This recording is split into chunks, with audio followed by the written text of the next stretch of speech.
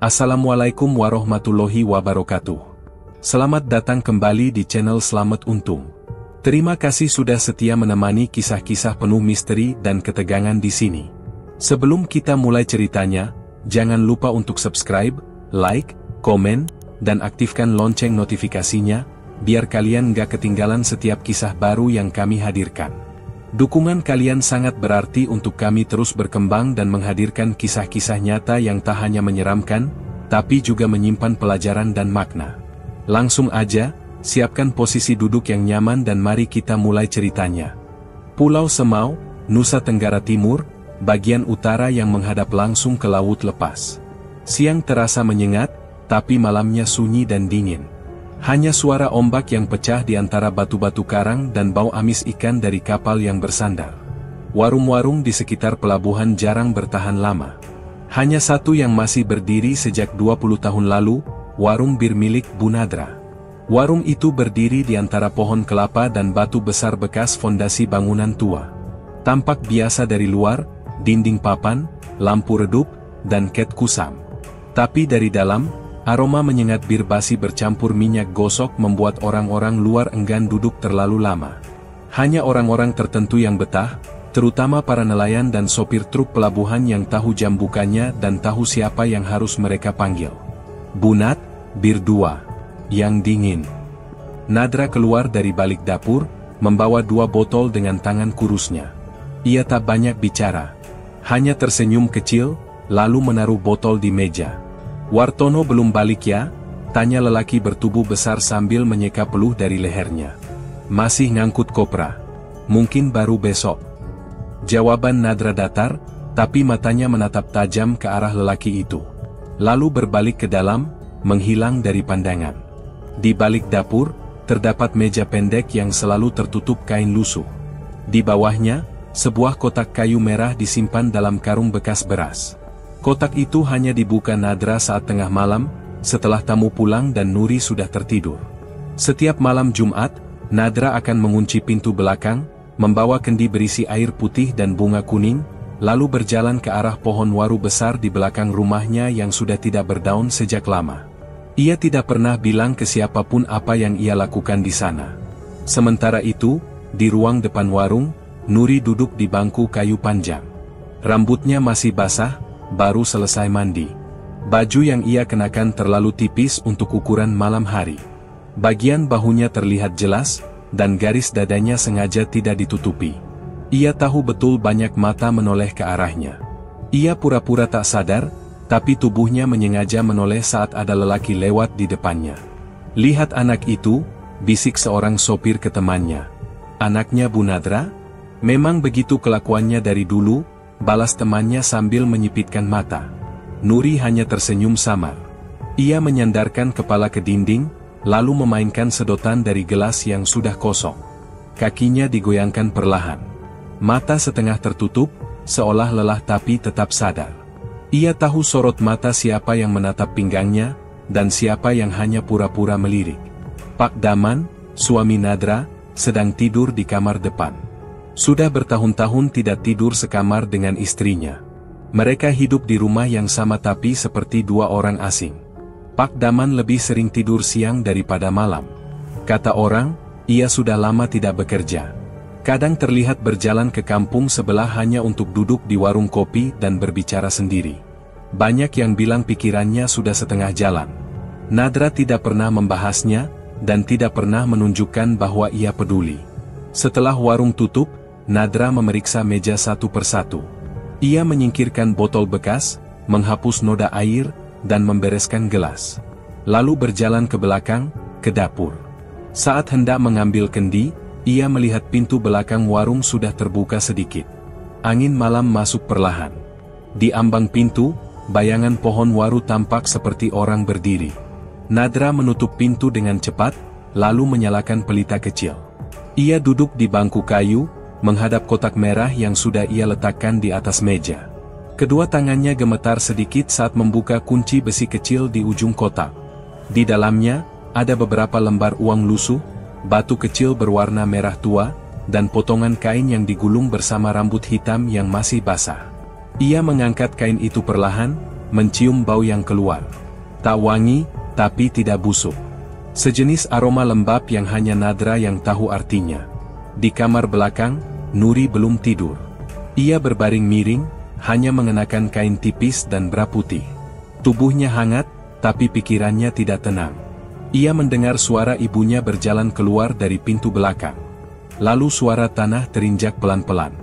Nuri bangkit, mengintip dari celah jendela kayu. Lampu dapur sudah dimatikan. Hanya sinar bulan yang menerangi halaman. Ia melihat siluet tubuh ibunya berjalan perlahan menuju pohon waru, membawa kendi dan bunga. Nuri mengernyit, menahan nafas. Ia tidak pernah diberitahu apapun soal kebiasaan ibunya itu. Tapi setiap kali ibunya keluar malam dengan kendi, keesokan harinya selalu ada berita tak enak. 2 minggu lalu, tetangga mereka, Pak Sarman, meninggal karena jatuh dari atap rumah. Sebelumnya, ia sempat ribut dengan Nadra soal utang yang tidak dilunasi. Istrinya bahkan datang ke warung sambil menangis, minta penangguhan. Nadra hanya diam waktu itu, tapi malamnya, kendi juga dibawa keluar. Seminggu setelahnya, anak pemilik gudang sembako di pelabuhan mendadak sakit aneh. Tubuhnya gemetaran, lalu demam tinggi 3 hari. Ibunya datang ke warung dan bilang, "Maaf, saya belum bisa kembalikan uang pinjaman itu." Nadra masih diam. Tapi kendi juga dibawa keluar. Nuri kembali ke tempat tidur. Ia menutupi tubuhnya dengan kain, tapi rasa dingin tidak juga hilang. Dalam gelap, ia menutup mata, tapi pikirannya justru terbuka lebar. Ia merasa ada yang berjalan di luar kamar. Suara pelan, langkah berat, mendekat, lalu berhenti. Ia menahan nafas. Lalu suara itu menghilang, dan hanya ada bunyi angin menyentuh genteng. Di luar rumah, Nadra duduk bersila di bawah pohon waru. Kendi sudah kosong. Bunga kuning ditaburkan pelan ke tanah. Ia menutup matanya, mengusap dahi dengan tangan kirinya, lalu menempelkan batu merah ke dada. Tidak ada suara. Tidak ada gerakan. Hanya hembusan angin yang membuat daun-daun kering beterbangan. Malam semakin larut. Di dalam rumah, lampu depan masih menyala setengah. Warung itu tampak seperti rumah biasa. Tapi dari dapur, ada aroma hangat yang mulai menyebar. Bukan aroma makanan, bukan juga minyak kayu putih.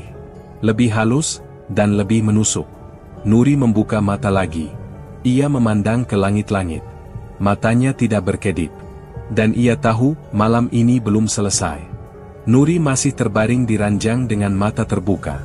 Angin dari celah dinding membawa bau asin laut dan sisa asap dupa yang masih menggantung dari dapur belakang. Helaan nafasnya pelan, tapi tidak lelap. Suara langkah ibu yang kembali dari belakang rumah sudah tak terdengar, namun jantungnya masih terasa berat. Di ruang tengah, Nadra duduk di lantai dengan kotak merah terbuka di depannya. Tangan kirinya menghitung lembar demi lembar uang lusuh, tangannya kering tapi cekatan. Uang itu selalu ada. Tidak pernah habis, meski setiap hari ia keluarkan untuk belanja, untuk membayar, untuk meminjamkan. Di sela-sela uang, ada kain kecil yang dibungkus kencang, berisi sehelai rambut dan benang hitam. Ia tidak pernah membukanya kembali, hanya meraba bentuknya, seolah mengingat siapa yang memberinya dan untuk apa. Lampu gantung kuning bergoyang pelan. Lantai dingin. Tapi Nadra tidak menggigil. Ia menutup kotaknya pelan, menguncinya lagi, lalu menyingkirkannya ke bawah tempat tidur. Saat ia berdiri, bayangannya sempat menyentuh cermin di sudut kamar, tapi ia tidak melihat ke sana. Di warung bagian depan, Nuri duduk dengan rambut terurai dan baju tipis warna krem yang melekat di kulit. Ia baru selesai mandi, tubuhnya masih basah. Ia tidak buru-buru mengeringkannya. Dari sudut mata, ia melihat 2 lelaki duduk di bangku panjang, saling bercanda dan sesekali melirik ke arahnya. "Birnya yang dinginnya, Neng," ujar salah satunya, sambil menyodorkan uang 20.000. Nuri tidak menjawab. Ia berdiri pelan, membiarkan matanya menyapu tubuh lelaki itu sebelum membalik badan dan melangkah ke belakang. Betisnya terlihat jelas saat berjalan. Ia sengaja tidak terlalu cepat, memberi waktu untuk dilihat. Nadra melihat anaknya dari balik dapur. Ia tidak bicara apa-apa. Hanya berdiri sambil memegang lap, matanya tidak lepas dari gerak tubuh Nuri yang sedang membuka lemari pendingin. "Bu, Yang ini udah cukup dingin, tanya Nuri tanpa menoleh. Ambil aja. Jangan banyak tanya, jawab Nadra datar. Nuri mengambil 2 botol dan kembali ke ruang depan. Saat ia menyodorkan botol itu ke meja, tangan salah satu lelaki itu menyentuh pahanya. Bukan sentuhan biasa. Tidak disengaja. Telapak tangan itu menekan dan berhenti sedikit lebih lama dari seharusnya. Nuri tidak mengelak. Ia hanya menatap singkat, lalu menarik tangannya pelan. Tidak ada kata keluar dari mulutnya. Ia kembali duduk, membiarkan kakinya menyilang dan baju tipis itu menempel ketat. Dari balik dapur, Nadra melihat semuanya. Tangannya mengepal, tapi tidak bergerak. Ia tidak memanggil, tidak menegur, hanya menatap dalam diam. Malam itu berlalu cepat. Lelaki-lelaki itu pulang dengan langkah sempoyongan. Nuri mengunci pintu warung tanpa suara. Ia melirik ke arah kamar ibunya yang sudah gelap, lalu masuk ke kamarnya sendiri. Bau asap sisa dupa masih tersisa di udara. Pagi harinya, berita datang. Salah satu dari lelaki yang semalam duduk di warung, jatuh dari sepeda motornya di tikungan sebelum tanjakan. Patah leher, katanya. Mati di tempat. Tidak sempat ditolong. Warga yang datang ke warung untuk menyampaikan kabar itu hanya melihat Nadra berdiri di dapur, membalik ikan goreng di atas wajan. Ia hanya berkata, "Saya tidak kenal dekat." Tak ada ekspresi, tak ada tanya. Hanya satu kalimat dingin. Setelah orang itu pulang, Nadra mendatangi kamar Nuri. "Mandi bunga sore ini," katanya pendek. Nuri mengangkat kepala, bingung. "Kenapa?" "Sudah. Ikuti aja." Tidak ada penjelasan. Nadra sendiri yang menyiapkan airnya. Ember kecil, diisi air hangat, potongan daun pandan, bunga kuning, dan 2 tetes minyak dari botol hitam kecil yang disimpan di atas lemari. Nuri hanya menatap saat ibunya mengaduk air itu pelan, lalu menyodorkannya tanpa bicara. Di malam yang lain, Nuri terbangun karena suara gaduh dari luar. Ia membuka jendela kamarnya sedikit. Terlihat samar, sosok ayahnya, Pak Daman, sedang berbicara dengan seorang perempuan di belakang dapur warung tetangga. Perempuan itu janda muda yang tinggal sendiri tak jauh dari sana. Gerak tubuh mereka dekat, kepala mereka nyaris bersentuhan. Pintu kamar Nadra terbuka tiba-tiba. Nadra berdiri di ambang pintu, mengenakan daster tebal. Tatapannya lurus ke arah luar. Nuri mundur, menutup jendela tanpa suara. Keesokan harinya, Pak Daman tidak keluar kamar. Nadra tidak berbicara apa-apa. Ia hanya membuatkan teh dan meletakkannya di atas meja. Sore menjelang, suara Nadra tidak terdengar. Ia hanya berdiam di kamar, tidak keluar 2 hari. Warung tetap buka, tapi Nadra tidak melayani. Nuri yang ambil alih, dengan baju yang makin tipis dan sikap yang makin santai di depan para tamu. "Bu Nat, lagi sakit?" tanya salah satu pelanggan. Nuri mengangkat bahu. "Ibu saya memang begitu. Kalau sedang diam, ya diam." Tapi Nuri tahu. Ibu diam bukan karena sakit. Ibu diam karena marah. Tapi tidak pernah meluapkan kemarahan itu dengan suara atau tangan. Hanya dengan tatapan dan tindakannya sendiri. Malam ketiga, Nadra kembali ke belakang rumah. Membawa kendi lagi, seperti biasa. Tapi langkahnya lebih lambat. Kepalanya sedikit menunduk. Ia berhenti sebentar di dekat pintu dapur. Tidak menoleh. Lalu melangkah ke arah pohon waru yang tetap berdiri kaku dalam diam. Di dalam rumah, Nuri duduk di depan cermin, menyisir rambutnya perlahan. Bajunya setengah terbuka, hanya dikancing 2.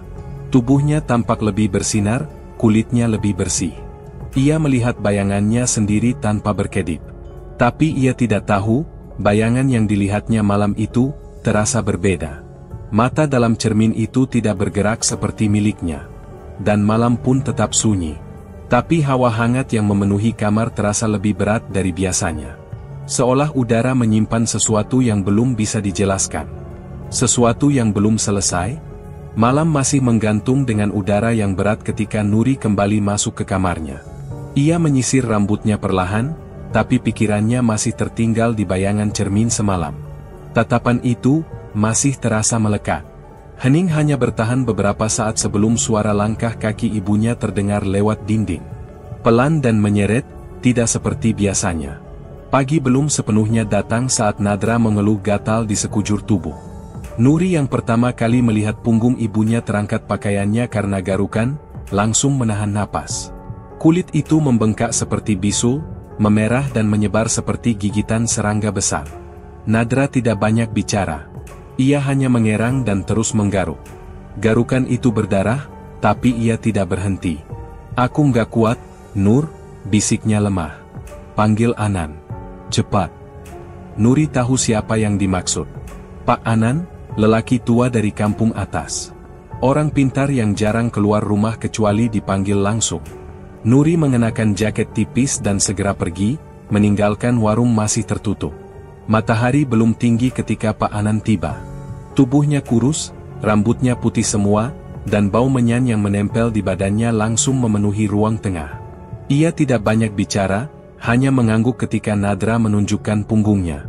"Ini bukan penyakit biasa," gumam Pak Anan sambil membuka tas kainnya. Nuri berdiri di sudut ruangan, memperhatikan dengan cemas. Pak Anan mengeluarkan pisau kecil dan semangkuk air bunga. Ia meminta Nadra duduk membelakangi, lalu menyayat sedikit kulit punggungnya. Darah menetes, tapi Nadra hanya meringis. Tak ada teriakan. Dari luka itu, perlahan Pak Anan menarik sesuatu. Nuri menutup mulutnya saat melihat segumpal rambut panjang kehitaman, basah dan menggumpal seperti habis direndam minyak. Pak Anan meletakkannya di atas kain putih. "Ini kiriman," katanya pelan. "Lewat angin. Orang yang iri. Tapi bukan sembarang iri. Ini sudah dibayar mahal." Nadra tak bertanya siapa. Ia hanya memejamkan mata dan menarik napas berat. "Kau harus makan penawarnya," lanjut Pak Anan. "Daging babi hutan. Sudah saya siapkan." Dari kantong lainnya, ia mengeluarkan bungkusan daun pisang. Di dalamnya ada beberapa potong daging gelap yang sudah dibakar. Bau arangnya tajam, ditambah bumbu yang pahit dan getir. Nadra tidak menolak. Ia mengambil satu potong dan menggigit pelan. Nuri ingin pergi dari ruangan, tapi langkahnya berat. Ia menatap ibunya mengunyah daging itu perlahan, dengan mata tertutup, seperti sedang menerima sesuatu dari dalam tubuhnya. Pak Anan duduk diam, tidak bicara lagi sampai semua daging habis. Setelah itu, warung kembali buka seperti biasa. Tapi perasaan Nuri tak pernah kembali seperti sebelumnya. Ia memperhatikan ibunya lebih sering duduk diam di dapur, menggenggam batu merah kecil yang dulunya hanya diletakkan di pojok kotak kayu. Sekarang batu itu tidak pernah jauh dari tangan Nadra. Kadang ia menciuminya perlahan, kadang hanya menatapnya lama, seolah batu itu bisa bicara. "Nak, tolong nyalakan kompor," ucap Nadra suatu sore. Nuri mengangguk. Saat menyalakan api, ia sempat melirik ke arah ibunya yang duduk di kursi kecil, memeluk batu merah itu dengan dua tangan seperti memeluk bayi. Matanya kosong. Hari berganti, tapi keanehan tidak berhenti. Dua perempuan yang dulu membuka warung kecil di dekat pelabuhan kini jatuh sakit. Satu lumpuh separuh badan. Satunya lagi tak bisa bangun dari tempat tidur. Warga bilang mereka kena santet. Tapi tak ada yang menyebut nama Nadra secara langsung. Semua hanya diam, atau menghindar kalau Nuri lewat. "Mereka dulu suka ngatain warung kita, Bu," kata Nuri sambil mencuci piring. "Mungkin." Nadra tidak menjawab. Ia hanya berdiri, mengambil kendi dari dapur, lalu keluar ke belakang rumah. Nuri menatap punggung ibunya. Luka sayatan itu sudah mengering, tapi bekasnya masih jelas. Jalur merah panjang yang tidak hilang. Ia menunduk. Di bawah meja, ia melihat selendang hitam milik Nadra tergulung. Di ujungnya ada seutas rambut panjang yang terjepit. Suatu malam, saat warung sudah tutup, Nuri membuka kotak merah diam-diam. Uangnya masih banyak, lebih dari yang ia duga. Tapi yang membuatnya terdiam adalah benda-benda lain di dalam kotak itu. Segumpal kapas kering, sepotong kuku jari, dan satu biji kancing baju yang warnanya sama dengan seragam sekolah yang dulu dipakai teman lamanya yang hilang entah kemana. Ia menutup kotak itu cepat. Tapi tangannya gemetar. Ia menatap pintu kamar ibunya yang tertutup. Tak ada suara. Tapi jantungnya berdetak keras. Beberapa malam kemudian, Nadra tidak tidur di kamar. Ia duduk di dapur sampai pagi, hanya ditemani lampu kecil dan kendi berisi air. Batu merah itu tetap di tangannya. Wajahnya pucat, tapi matanya tajam. Sesekali ia bergumam kecil, seperti sedang berbicara dengan sesuatu yang tak terlihat. Nuri hanya bisa menatap dari celah pintu. Ia tidak berani bertanya. Tidak ingin tahu lebih banyak. Tapi tubuhnya menggigil, meski malam itu tidak ada angin. Dan ketika pagi datang, Nuri merasa warung itu bukan lagi rumah. Tapi tempat yang ia tak bisa tinggalkan. Bukan karena takut, tapi karena ia tahu, sesuatu sudah menempel di darahnya. Kursi di dapur belakang masih basah oleh embun dini hari ketika Nuri duduk seorang diri, memeluk lututnya. Semalaman ia tak tidur, hanya menatap pintu yang tak tertutup rapat dan sisa bara di tungku yang belum mati. Bau gosok yang dibakar Nadra semalam masih tertinggal di udara. Aroma itu menusuk hidung, hangat dan getir. Ia memejamkan mata, tapi ingatan tentang kalung perak yang kini tergantung di dinding tak bisa hilang. Seminggu sebelum kejadian itu, Arwan mulai sering datang. Lelaki muda dari Kupang yang selalu memakai kemeja tipis dan sandal jepit. Badannya tinggi dan kulitnya gelap. Ia sopan, tidak seperti tamu lain yang suka melotot ke tubuh Nuri saat ia menuang bir. Arwan hanya senyum. Sesekali menyentuh punggung tangannya dengan pelan saat gelas diambil dari meja. Pertama kali disentuh, Nuri hanya diam. Tapi malam berikutnya, ia tidak menarik tangannya lagi. Ada banyak perempuan di Kupang, ujar Arwan waktu itu, tapi matamu beda. Nuri tertawa pelan. Mereka duduk berdua di kursi kayu belakang, tempat biasanya Nadra mengeringkan kain lap. Angin dari laut mendorong rambut Nuri ke wajahnya. Arwan merapikannya pelan. Mereka berdiam cukup lama sampai tubuh saling bersandar. Saat pelukan itu terjadi, dada Arwan bergetar menekan tubuh Nuri. Mereka tidak bicara lagi, hanya saling mencium pendek-pendek, seperti mencuri waktu sebelum suara langkah seseorang datang. Nadra melihat mereka malam itu. Dari balik jendela kecil dapur, matanya mengikuti gerakan tangan Arwan yang mulai turun ke pinggang. Tapi Nadra tak keluar. Tak bersuara. Hanya diam dalam gelap dengan tangan masih menggenggam batu merah. Nuri tidak tahu ibunya melihat. Ia terlalu tenggelam dalam hangatnya pelukan, terlalu nyaman dalam suara tawa yang lirih. Keesokan paginya, Arwan tidak datang.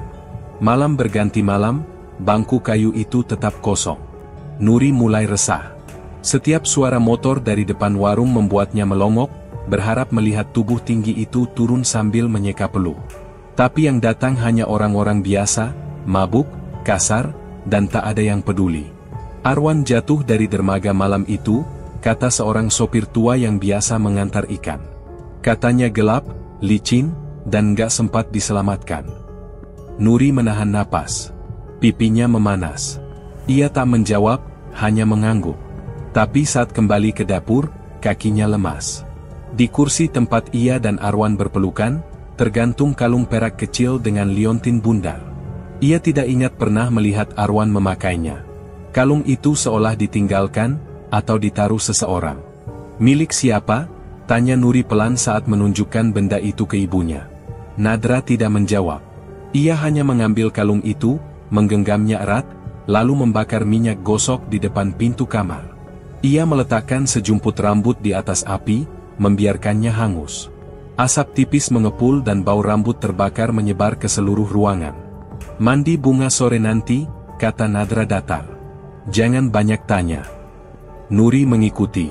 Ia berendam di bak besar dengan air dingin dan bunga kuning, seperti yang dulu sering dilakukan ibunya saat malam Jumat. Tak ada doa, tak ada ucapan. Hanya suara percikan air dan napas sendiri yang terdengar di kamar mandi. Setelah mandi bunga, tubuh Nuri terasa berbeda.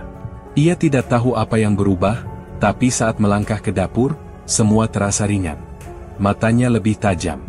Pendengarannya lebih peka. Dan saat warung kembali buka, lelaki-lelaki itu menatapnya lebih lama. Ada yang berdeham, ada yang pura-pura menjatuhkan uang, lalu menunggu Nuri membungkuk. Ia tak bicara banyak. Hanya melayani, menyapu, menuang bir, dan tersenyum tipis. Tapi ia tahu, tatapan mereka bukan tatapan biasa. Bahkan Pak Udin yang biasanya cuek, kini sering memanggilnya hanya untuk minta tambah es padahal gelasnya masih penuh. Saat malam datang dan warung ditutup, Nuri menatap bayangannya di cermin. Wajahnya biasa saja. Tapi matanya, ada yang berbeda. Bukan karena riasan. Bukan karena pakaian. Ada semacam cahaya yang tidak bisa dijelaskan. Ia memegang pinggangnya sendiri. Lalu menoleh ke pintu. Kalung perak itu kini tergantung di paku dinding dekat tempat tidur.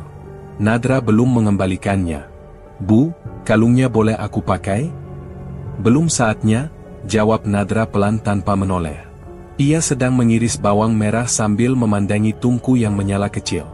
Nuri tidak membantah. Ia hanya diam. Tapi pikirannya penuh. Di luar rumah, suara ombak menggelora seperti biasa. Tapi malam itu, jendela kamar tak mau ditutup rapat. Dan angin yang masuk tidak seperti biasanya, terasa lebih panas, seperti napas orang yang sedang berdiri terlalu dekat. Kalung perak itu masih tergantung di dinding kamar Nuri. Setiap malam, ia menatapnya sebelum tidur. Tapi malam ini, suasana rumah berbeda. Angin tidak masuk seperti biasanya. Tirai jendela tetap diam meski jendela terbuka. Di dapur, api tungku mati sendiri meski kayu masih ada. Nadra duduk di lantai, menunduk, menggenggam batu merah seperti biasanya. Nuri berdiri lama di ambang pintu, menunggu ibunya berkata sesuatu. Tapi Nadra hanya meletakkan tangan di dada sendiri, memejamkan mata, dan bergumam pelan. Suaranya rendah, nyaris seperti desah nafas.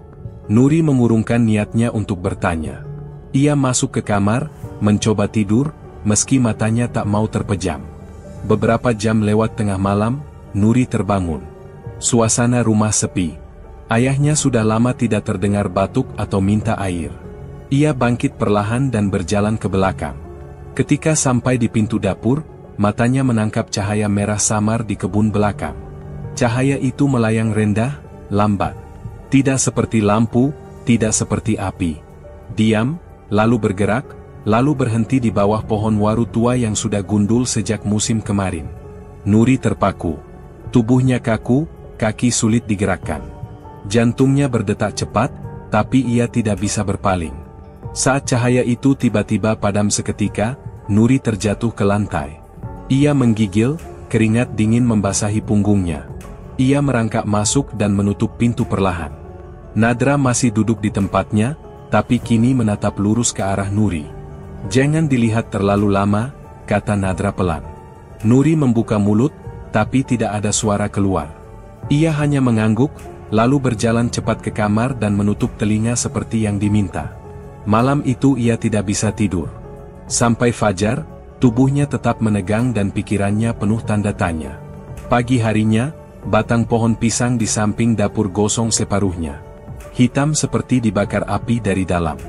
Tak ada yang tahu siapa yang membakar. Tak ada bekas sisa kayu atau abu di sekitarnya. Nadra berjalan ke sana sambil membawa sebuah kendi kecil.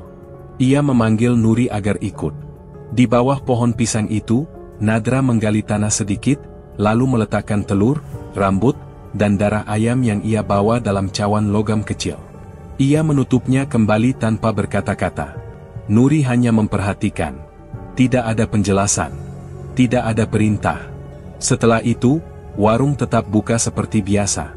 Tapi suasana tidak sama. Beberapa tamu tetap tidak lagi datang.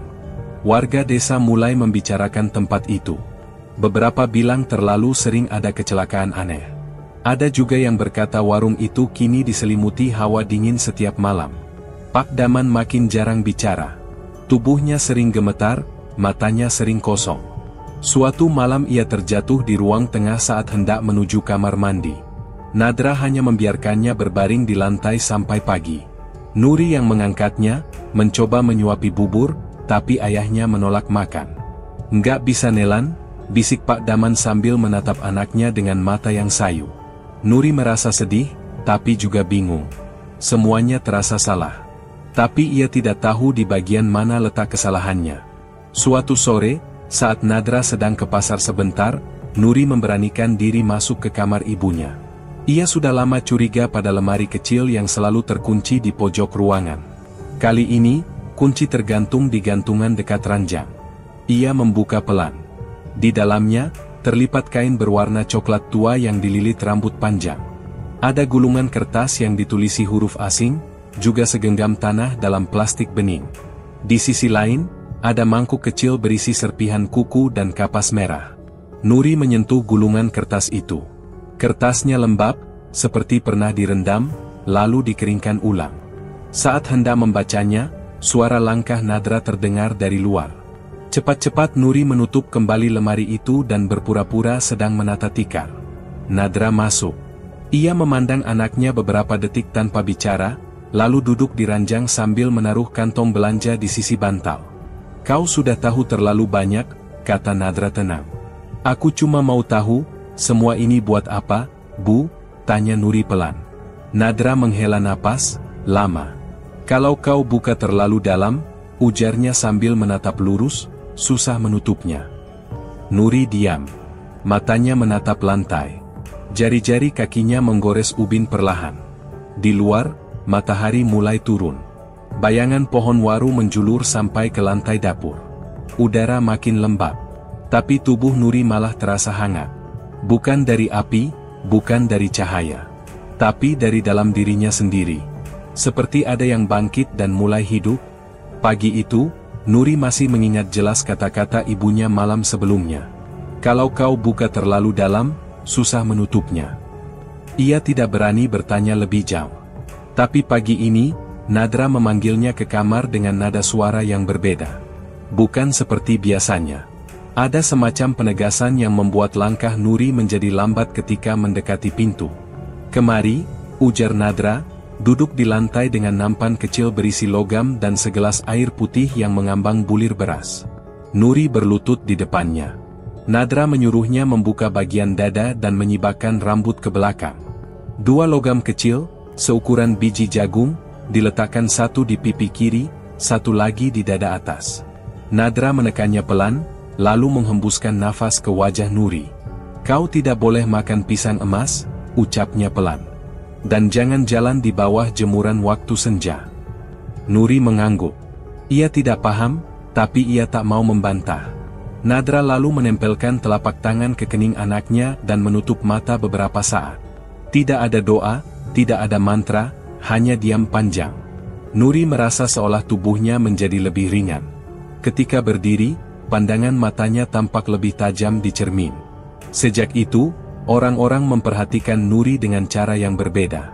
Pelanggan lelaki jadi lebih cerewet, suka memanggil namanya meski hanya untuk minta sendok tambahan. Beberapa dari mereka bahkan sengaja menyentuh tangan Nuri saat membayar. Ada pula yang mencoba mencium punggung tangannya dengan alasan bercanda. Nadra melihat semuanya, tapi tak pernah melarang. "Biarkan saja," kata Nadra sambil menyalakan dupa di kamar belakang. "Asal kau tahu batasnya." Suatu malam, seorang pria muda dari kampung atas datang bersama teman-temannya. Wajahnya bersih, badannya tinggi. Saat Nuri menyajikan kopi dan makanan, pria itu memaksa duduk di sebelahnya, meski jelas-jelas sedang bersama istrinya. "Istriku mau pipis, biar aku ditemani dulu sama si manis ini," ucapnya sambil menyentuh pinggang Nuri. Nuri menepis pelan. "Jangan, Pak." Tapi tatapan pria itu tidak berubah. Matanya lekat, bibirnya menggantungkan senyum tipis yang terasa mengganggu. Nadra melintas di belakang mereka tanpa suara. Ia tidak menyuruh berhenti. Ia hanya melempar pandang tajam ke arah Nuri. Seolah berkata, ini memang bagian dari semuanya. Malam-malam berikutnya, tubuh Nuri makin terasa berbeda. Setiap kali mandi, ia merasa air mengalir lebih lama di kulitnya. Tiap langkah terasa seperti mengambang. Bahkan ketika duduk, ia bisa merasakan napas para lelaki menebal di sekitarnya. Nadra jarang bicara akhir-akhir ini. Ia lebih sering duduk di kebun belakang, menyiram bunga pakai air yang dicampur arang. Ia baru masuk rumah saat suara jangkrik berhenti, lalu langsung menuju kamar dan mengunci pintu. Hanya sesekali ia keluar untuk memeriksa dapur, atau menyalakan api di tungku kecil tanpa memasak apapun. Di warung, pelayan paling lama, Mbak Riz, mulai gelisah. Suatu malam, ia mendengar suara tawa dari kamar Nuri. Bukan tawa biasa. Pelan, panjang, seperti sedang bercanda dengan seseorang yang tidak terlihat. Mbak Kris mengintip dari sela pintu, tapi tidak berani masuk. Paginya, ia hanya pamit singkat. "Saya pulang kampung dulu, Bu." Nadra tidak bertanya kenapa. Ia hanya mengangguk. Sejak itu, dapur belakang ditutup selama seminggu penuh. Pintu kayu diganjal dari dalam. Tidak ada yang boleh masuk. Bahkan Nuri pun hanya bisa mencium bau dupa dan daging mentah dari celah ventilasi. Nuri semakin sering menyendiri di kamar. Ia menghabiskan waktu duduk di depan cermin, mengamati pantulan wajah dan sorot matanya sendiri. Kadang ia tersenyum kecil, lalu tertawa pelan. Tapi tidak pernah lama. Malam hari, ia suka berbaring telentang di atas kasur sambil meremas bantal dengan kedua lututnya ditekuk. Udara kamar terasa gerah, tapi ia tak mau membuka jendela. Suatu malam, Nuri merasa tubuhnya bergetar saat membuka pintu ke halaman depan. Seorang lelaki tua lewat dan berhenti menatapnya beberapa detik tanpa bicara. Lalu melanjutkan langkahnya. Setelah itu, suara di dalam kamar seperti ikut berubah. Tirai bergeser meski tak ada angin. Kalung perak yang digantung di tembok bergoyang sendiri. Dan lilin di pojok meja padam meski apinya baru saja dinyalakan. Nuri duduk diam di kursi. Ia menggenggam batu kecil yang ia ambil dari tempat ibunya. Batu itu kini terasa hangat sekali. Tapi bukan kehangatan biasa. Seperti ada denyut yang menyatu dengan jari-jarinya. Ia menoleh keluar jendela. Dedaunan pohon waru tampak tidak bergerak, tapi bayangannya di lantai seperti bergoyang pelan. Nuri menutup jendela, lalu kembali duduk. Ia tidak tahu apa yang sedang terjadi. Tapi tubuhnya seolah makin dekat dengan sesuatu yang sulit dijelaskan. Seperti ada pintu yang sedang terbuka, pelan sekali, dan tak ada yang tahu apakah pintu itu akan bisa ditutup kembali. Suara gelas beradu di dapur saat Nuri menggantungkan centong kayu di sisi tungku. Malam sebelumnya ia tidak bisa tidur. Masih terbayang-bayang sorot batu kecil yang berdenyut hangat dalam genggamannya, juga desa napasnya sendiri yang terus memburu tanpa sebab. Udara kamar seperti menekan dadanya, padahal jendela sudah dibuka lebar. Pagi ini, suara teriakan mengganggu warung. Seorang lelaki tua dengan rambut kusut berdiri di pinggir jalan, meludah ke tanah lalu memekik sambil menunjuk ke arah warung. "Jumrah mati setelah makan di sini." Dasrun tak bangun dari kasur. Nila dijemput tengah malam oleh tangan hitam. Orang-orang hanya menunduk. Ada yang mempercepat langkah. Ada yang memilih lewat gang belakang. Tapi tak satu pun yang berani menegur lelaki itu. Nuri menyapu teras sambil melirik ke arah lelaki gila itu. Tubuhnya kurus, bajunya sobek di bagian dada. Tatapannya kosong, tapi mulutnya tak berhenti menyebut nama-nama yang membuat bulu kuduk meremang. "Ibu," bisik Nuri pelan, "kenapa dia selalu datang ke sini?" Nadra hanya menjawab sambil mengiris daging di dapur, yang gila tak bisa dibungkam. Tapi yang waras tahu kapan harus diam. Nuri tidak paham. Tapi ia merasa ada sesuatu yang digerakkan oleh kedatangan lelaki itu. Sejak malam sebelumnya, ia juga mulai bermimpi. Dalam mimpi, ia berjalan sendirian di antara kebun pisang, dan selalu ada sosok besar di belakangnya. Tak punya wajah, tak bersuara, tapi napasnya terasa ditengkuk. Setiap kali terbangun, Nuri langsung menyentuh lehernya. Sakit, seperti ditekan dari dalam. Ia mencoba menghindari tidur siang. Tapi tubuhnya makin hari makin lemas. Ia lebih sering duduk diam, hanya memeluk lutut di pojok kamar. Malam itu, suara Nadra terdengar dari dapur. Nuri mengintip dari celah pintu. Ibunya duduk di lantai kamar mandi belakang, tubuhnya telanjang dari pinggang ke atas, dan ember di hadapannya berisi darah ayam. Nadra menyiramkan cairan merah itu ke seluruh tubuhnya perlahan, seperti sedang mandi biasa. Ia tidak bicara. Tapi mulutnya bergerak, menyebut nama-nama asing yang tak dikenali Nuri. Nuri memegangi mulutnya dan mundur perlahan. Ia muntah di dapur, lalu terduduk dengan tubuh gemetar. Nadra keluar beberapa menit kemudian, mengenakan sarung dan baju tipis, rambutnya masih basah, mata mengarah ke Nuri tanpa amarah. "Diamlah," ucapnya pelan. "Semua ini demi kamu." Nuri ingin bertanya, tapi lidahnya keluh. Ia kembali ke kamar, menutup pintu, dan duduk di bawah jendela. Ia merasa napasnya sendiri mulai tak wajar. Kadang tersengal, kadang terlalu cepat. Dan tiap kali menyentuh dadanya, kulitnya terasa panas. Beberapa hari kemudian, Pak Daman jatuh di dapur saat hendak mengambil air panas. Nadra hanya mendekat, memeriksa tubuhnya, lalu menyelimuti tubuh tua itu tanpa ekspresi. Tidak ada tangis. Tidak ada teriakan. Hanya bisikan kecil di dekat telinga jenazah, "Ini waktunya." Nuri mendekat, duduk di sudut dapur. Ia memperhatikan wajah Pak Daman yang sudah membiru. Tubuh tua itu tampak tenang, seolah memang sudah lama menunggu saat ini. "Ibu, kita harus bilang ke tetangga, atau panggil kepala dusun," ucap Nuri. "Tidak perlu," sahut Nadra sambil membakar kain hitam di tungku kecil. "Semua sudah tahu." Nuri tidak mengerti, tapi hatinya mulai dipenuhi banyak tanya. Ia kembali mengintip lemari kecil di kamar ibunya. Isinya masih sama. Kain yang dililit rambut. Botol kaca berisi cairan kuning. Kertas dengan tulisan asing.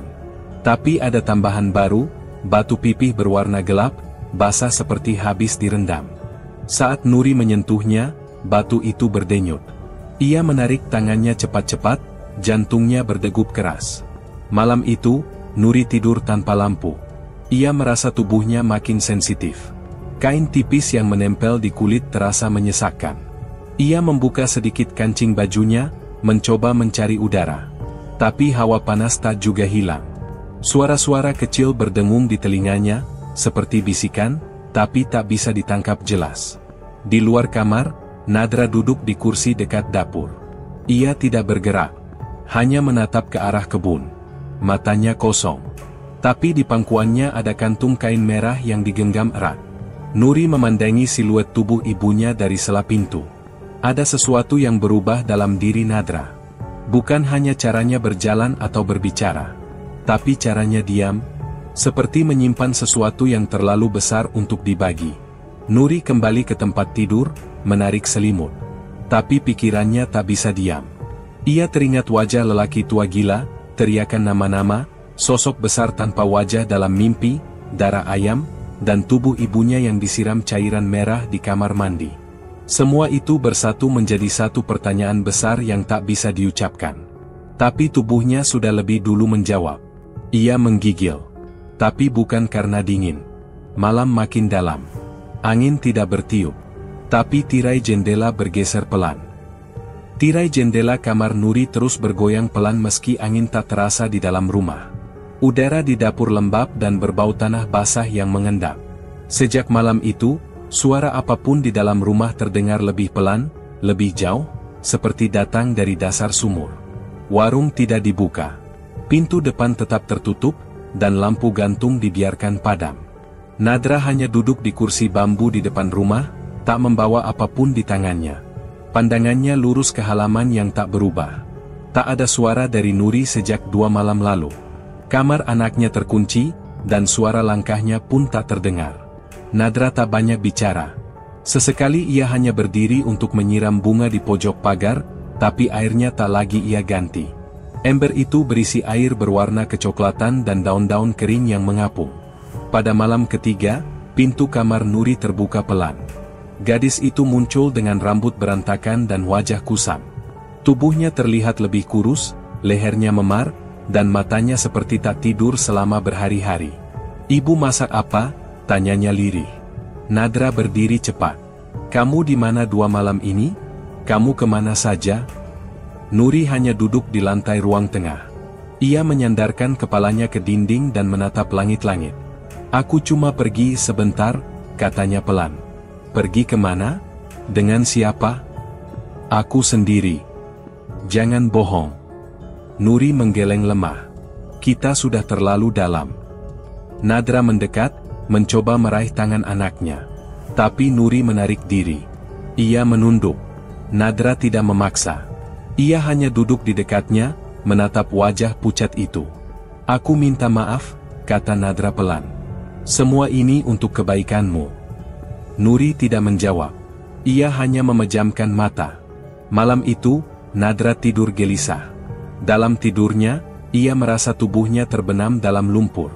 Matanya terbuka, tapi tubuhnya tidak bisa bergerak. Di sekelilingnya ada tanah basah yang menekan dada dan leher. Ia merasa terkubur hidup-hidup, dan suara Nuri terdengar jauh, memanggil namanya tanpa henti. Saat bangun, kakinya berdarah. Ada bekas gigitan kecil di pergelangan kaki kanannya. Ia mengusapnya dengan kain basah, tapi darah terus keluar sampai pagi menjelang. Ia mencoba menyiapkan sesajen lagi, telur, kembang 7 rupa, dan darah ayam. Tapi ayam yang ia ambil dari kandang mendadak kejang dan mati sebelum sempat ia sembelih. Ini tidak seperti biasanya, gumamnya. Pelayan terakhir yang masih tinggal di rumah, Dara, mencoba membantu. Tapi wajahnya tampak cemas. Siang itu, Dara jatuh dari tangga dapur saat hendak menjemur cucian. Kakinya patah, dan ia menangis menahan sakit. Nadra mengusirnya pulang. Ia memberi uang saku, tapi Dara menolak menyentuh tangan Nadra. "Aku mau pulang saja, Bu. Aku takut," ucap Dara sebelum pergi terpincang-pincang, meninggalkan warung yang makin sunyi. Malamnya, Nadra duduk sendirian di ruang tengah. Ia menatap cincin batu merah di jari manisnya. Batu itu retak di tengah, lalu pecah menjadi 2 saat ia mencoba melepasnya. Nadra terpaku. Ia memungut pecahan batu itu dengan tangan gemetar, lalu memasukkannya ke dalam kain hitam dan menguncinya di lemari kecil dalam kamar. Tak ada doa, tak ada mantera, hanya diam. Nuri tak keluar kamar. Pintu tetap tertutup. Tapi kadang terdengar suara dari dalam. Bukan tangis, bukan tawa. Hanya napas berat yang menyambung panjang, lalu hilang, lalu muncul lagi. Nadra berdiri di depan pintu, ragu untuk mengetuk. Tapi ia tetap diam. Punggung tangannya menempel di kayu, dan matanya menatap lantai. "Ibu," suara Nuri akhirnya terdengar pelan dari dalam. "Aku di sini," jawab Nadra. "Apa kita bisa keluar dari ini semua?" Nadra menunduk. "Kita harus bertahan." Suara di balik pintu hening. Lalu terdengar suara langkah pelan, mendekat. Tapi pintu tak terbuka. Nadra tetap berdiri di sana, menunggu. Tapi Nuri tidak membuka. Ia hanya menempelkan dahinya ke pintu dari dalam, dan berdiri di sana sampai malam benar-benar sunyi. Di luar, bulan tampak pudar. Langit tertutup awan tipis. Lampu-lampu di gang sudah padam. Dan rumah itu, semakin sepi. Pintu kamar Nuri tetap tertutup sejak malam itu. Nadra duduk di ruang tengah, tubuhnya membungkuk, pandangan kosong. Di tangannya tergenggam pecahan cincin batu merah yang sudah ia bungkus kain. Napasnya pendek-pendek, seperti menahan sesuatu yang tak pernah bisa dikeluarkan. Malam makin larut. Angin tak terasa. Hanya bunyi kayu yang retak pelan dari langit-langit rumah. Nuri muncul tanpa suara. Kakinya telanjang, rambutnya menjuntai tak teratur, matanya menatap lurus ke arah Nadra. Ia tak mengenakan apapun kecuali kain panjang yang menutupi sebagian tubuh. Kulitnya pucat seperti disiram air es. Langkahnya pelan, tapi mantap. Nadra menoleh, lalu berdiri cepat. "Nuri, duduk sini, Nak. Ibu masak nasi sedikit. Kamu lapar, kan?" Nuri diam. Wajahnya kaku, mulutnya tertutup rapat. Tapi pandangannya tajam, seperti bukan dirinya. Ia berhenti tepat di ambang ruang tengah, menatap Nadra seperti menatap benda asing. "Ibu tunggu kamu? Ibu tunggu kamu dari tadi sore," suara Nadra pelan, bergetar. "Ibu cuma mau kamu baik-baik." "Aku bukan anakmu lagi," ujar Nuri tanpa intonasi. Nadra membeku. Matanya membesar, wajahnya mulai gemetar. "Apa maksudmu, Nur? Kamu kenapa ngomong begitu?" Nuri tak menjawab. Ia menatap lantai, lalu kembali memandang Nadra. "Tubuh ini bukan punya aku sekarang. Semuanya sudah bukan milikku. Dan aku juga bukan milikmu." Nadra melangkah maju. Ia coba menyentuh bahu Nuri, tapi tangan anaknya hanya menepis pelan. "Jangan pegang aku. Nuri, kamu anak ibu. Kamu darah daging ibu. Kalau kamu marah, katakan." "Jangan begitu," suara Nadra mulai pecah. Ia meraih tangan Nuri lagi, lebih keras. "Ibu cuma mau lindungi kamu. Ibu sudah korbankan segalanya. Kau yang mulai semua ini," ucap Nuri pelan. "Sejak aku kecil, kau tanamkan ini. Kau bilang aku akan terus di sisimu. Sekarang, bahkan untuk lari pun aku tak tahu kemana. Nadra jatuh berlutut. Tangannya gemetar, suaranya tercekat. Ibu minta maaf. Ibu cuma ingin kita tetap bersama. Semua ini demi kamu. Demi kita. Nuri menunduk, lalu berbalik perlahan. Ia masuk ke kamarnya tanpa suara, menutup pintu dengan satu gerakan ringan. Nadra terpaku, tak sanggup berdiri.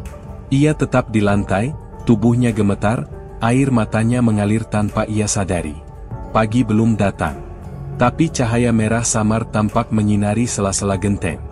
Rumah itu tetap sunyi. Tak ada suara dari kamar Nuri. Tak ada suara dari dapur. Tak ada ayam berkokok. Udara di dalam rumah lembab dan pengap. Nadra duduk di posisi yang sama, punggungnya bersandar ke dinding, matanya menatap pintu kamar yang tak terbuka lagi. Ia memanggil pelan, tapi tak ada jawaban. Ia merangkak mendekat, mengetuk pelan. Masih tak ada suara. Ia kembali duduk di ruang tengah, dan malam pun habis dalam diam. Pagi harinya, warga mulai berkumpul di depan rumah. Warung tak dibuka. Tirai masih tertutup. Tak ada asap dari dapur.